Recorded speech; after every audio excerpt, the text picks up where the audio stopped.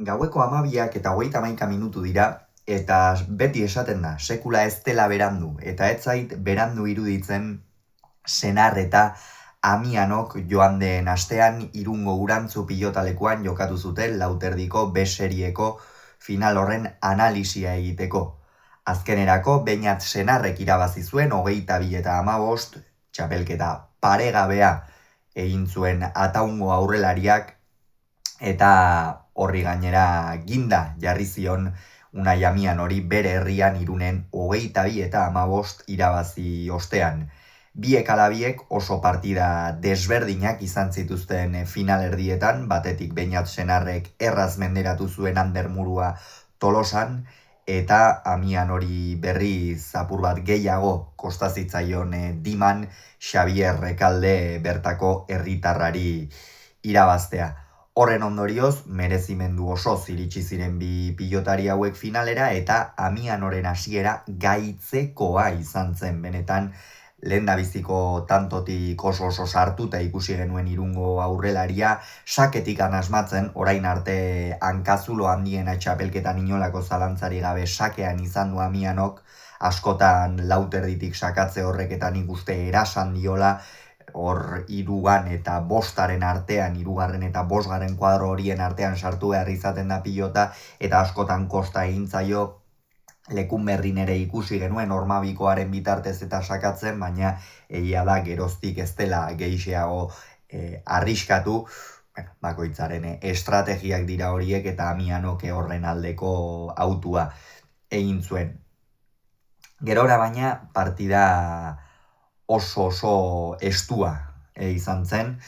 Batez ere, lehendabiziko etenaldira Amiano alde handi xamararekin, 12-4 iritsi zen, pentsa, zen olako aldearekin, eta esan dugu, zehaztasunik eragarriarekin, eta Beñat Senar abagunerik ez zuela, eta eskuinez ere, min gehien egiten duen armarekin ere, min egin ezinik, eta Amiano asko behartu gabe ikusten genuen.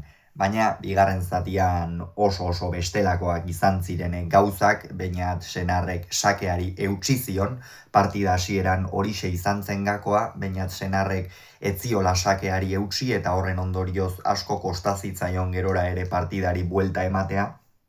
Baina behin sakea hartu zuenean oso indartsu, konfiantza handiz ikusi genuen, eta batez ere zehaztasun ikeragarriarekin, eta horren ondorioz partida berdintzea lortu zuen, eta gainera 18 eta 15 ere aurreratu zen. Hor esaten ari gara, erabat tantoak menderatu zituen, Amianok pixkanaka nik uste ere fisikoki bera egin zuela apur bat, eta horren ondorioz Beñat Senarrek hori bikain baliatu zuen, hilala bizi jokatu zuen, atzetik etortzen denak normalean hala jokatu behar izaten baitu, eta benetan ezin hobe atera zitzaion, eta ondorioz azkenerako 22-15 amaitu zen norgehiagoka, buelta handia eman zion Senarrek norgehiagoka horri, eta bere ibilbidean, bere profesional ibilbidean mugarri izan daiteken, txapela izan daiteke hau, buruz burukoan jarri dute,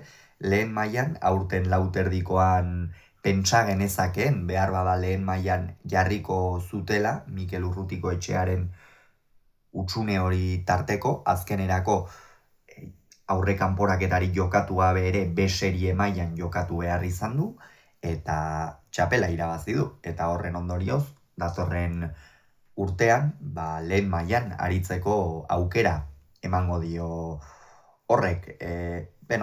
Etzi jokatuko da, jada bihar esango dugu, Bilboko Bizkaia pilotalekuan Peio Etxeberriaren eta Zabalaren arteko final handiura, eta bai Senarrek eta bai Zabala antzekotasun handi xamar bat badute. Biek ala biek, afizionatu mailan batez ere buruz buru nabarmendu ziren, eta orain berriz buruz buru ere nabarmendu dira, Zabala Senar baino gehiago, logikoki urte gehiago daramatza, eta jada goi mailan kontsolidatua dagoen pilotaria da, nahiarako aurrelaria, baina orain ere biek ala biek lauterdian lortu dute lehen finala, eta batek daki Zabalak lehen txapela ere lauterdiko horretan lortukote duen maila nagusian. Beraz, pilotak ere izaten ditu halako bueltak, eta horregatik jarraitzen dugu, eta horregatik ikusten du eta dauka inbesteko interesa pilota bezalako kirol batek, eti askotan espero ez duzun hori gertatzen delako, ezta. Egin dugu honen analisia, eta orain goazen apur bat asteburuak ekarriko duenaren inguruan hitz egitera. Hemendik aurrera ostiraletan noski binakako txapelketa nagusiko analisiak, ia ostiralero egiten hasiko gara logikoki, eta bestalde esan dezagun baita ere ostiralean asteburuko plangintza ere aurkeztuko dugula, batetik asteburu honen ostean, oraintxe grabatuko dut minutu batzuk barru, binakako txapelketa nagusian jada aurrelariak jakitera eman dituzte, bai kok eta bai aspek, horren ondorioz horren inguruko pronostikoak emango ditugu, ea zein bikote uste dugun guk, eta ea zein bikote jartzen dituzten enpresek. Hori gure ustea gauza bada, baina hemen balio duena enpresena da. Beraz, hori bat.